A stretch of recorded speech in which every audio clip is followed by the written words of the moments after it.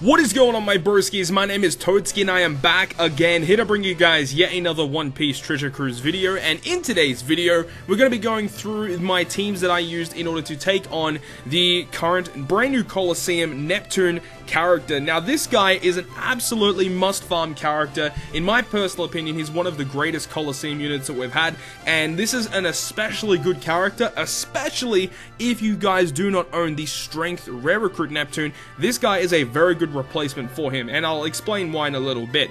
But here we go with COLISEUM Neptune. So first thing is first, we're going to break down the unit and then we'll get into the teams, okay? So this unit here is a Cerebral Powerhouse Int character, and at max level, at level 99, he also does have a limit break as well. So with max limit break, he has 2,718 HP, 1526 attack, and 270 recovery, and that's pretty good stats for a 5-star COLISEUM character. But let's go through his captain effect. So his captain effect will double your crew's attack. He will then also heal 5 times his own recovery at the end of each turn, which means that you would likely want to feed him a recovery cotton candy to ensure that when you do use him as a captain, you heal for more. And on top of this, he will also go ahead and boost Pirate EXP earned by 1.5 times. So this is a very, very good replacement for the Strength Rare Recruit Neptune, as he also is a 1.5 times Pirate EXP booster, which is great, really good for fortnights and stuff like that, allowing you to level up a little bit easier, which obviously would mean getting your stamina back a lot easier. So this is a very, very good captain effect, so make sure you do farm it up, because his special ability is also quite immense in what it does. So his special ability will go ahead and max at 16 turns, however, with his limit break, he actually gets a cooldown reduction going down to 15 turns, and it reduces attack down, despair duration as well by 5 turns. He then reduces all enemies' resilience by 5 turns as well. He then drastically reduces all enemies' defense, which is an unknown value at this current time of the recording. I'm not too sure how much he reduces defense by, but it says drastically, so that typically means at least 70% defense reduction.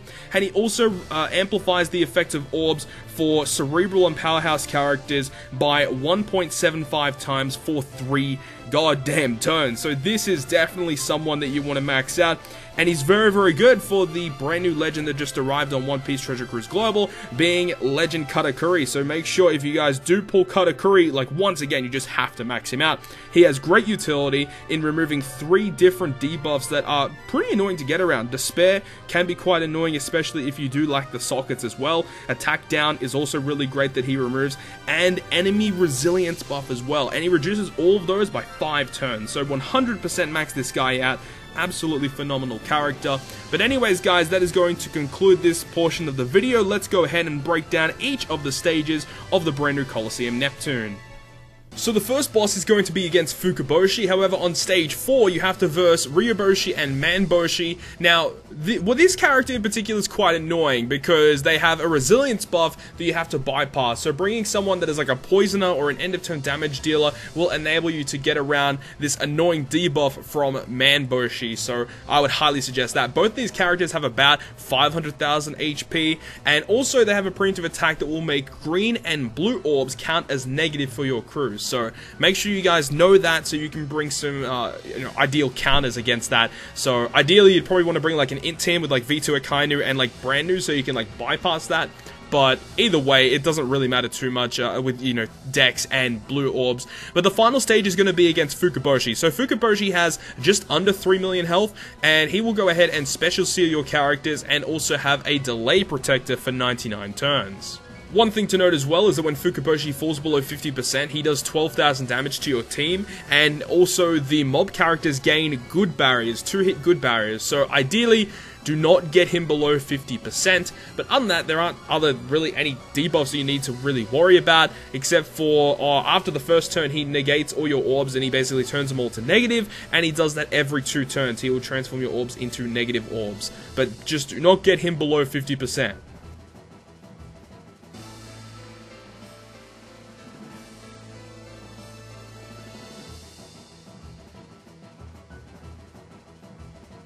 Round number 2 is going to be against Hody Jones. However, on the previous stage, you are going to have Watatsumi and Vanderdecken. Now, Vanderdecken has about 600,000 and Watatsumi has about 800,000 HP. Now, the preemptive attack will cut your health by 30%, and they also will cut your health at the end of each turn by 10%. There is also a damage reduction for 3 turns, a Rainbow Shield, so having someone to remove Rainbow Shield is going to be ideal here, and then that is basically all of the things you need to worry about in terms of that. But Hody Jones is quite annoying. He has 3 million health, he has a 3-hit Great Barrier, he applies 5 turns of Remove SFX, he also makes your ship invalid for 99 turns, and he has a Delay Protector for 99 turns. Also, something to note is that when you get Hody Jones below 50% HP, he will blow away certain characters on your crew for 5 turns. So once again, do not get the boss below 50%, and you want to try and ideally take him down in 1 turn. So having some characters that can remove blindness with their sailor abilities or special abilities, and also characters that can bypass barriers, are going to be very, very useful here.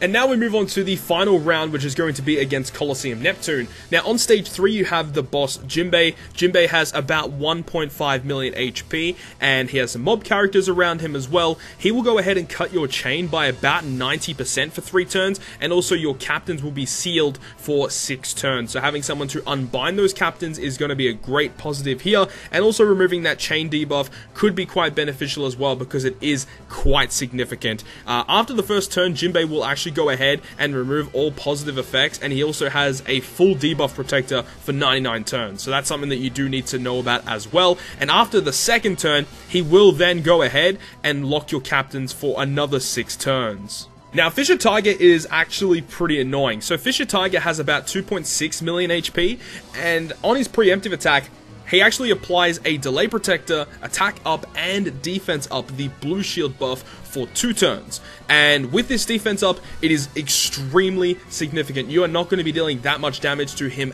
at all. Now, he actually does enrage himself after the 3rd turn as well, so that's something to know. And when you do actually take him down, he will revive with 30% HP. He cuts your health by 90% down to 10% of your remaining, and all of your orbs are converted into negative orbs. So ideally, you want to try and get around that defensive buff, because it is extremely significant, and then you can start taking down Fisher Tiger much easier.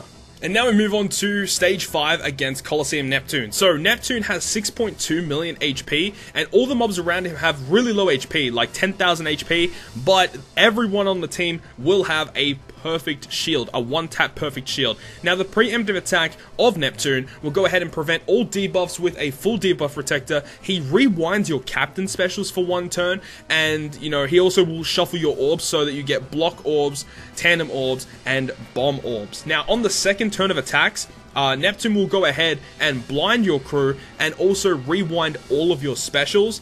Under 50% HP, he's going to prevent all your healing for 2 turns, so he has the recovery debuff on your crew, and all your characters will be paralyzed for 1 turn. And also under 20%, he just does a lot of damage, and he will also fully recover. So do not get him below 20%, that is worst case scenario, and you will most likely die at that situation. Also, one thing to note is he does have a special interrupt, is that when you activate an orb boosting special, he will clear all debuffs on your crew, or all buffs on your crew, and also all type orbs are counted as negative orbs, so just do not bring an orb booster against that last stage. That is going to be a big yikes if you go ahead and do that. And also, one small minor thing to note is whenever you kill a mob character and Neptune is still alive, he'll actually bring them back, so he'll continuously revive all of these mob characters. So ideally, you want to try and take down Neptune first, and then you can focus your target to the mob characters. But that is going to fully conclude this video, guys. I really hope you guys did enjoy this video, and if you guys did enjoy it, make sure to go ahead and smack the like button down below. And if you want to stay up to date with all of the content I post on my channel, including more One Piece Treasure Cruise content, make sure to hit the subscribe button down below. But other than that, guys, I'll see you guys within the next video.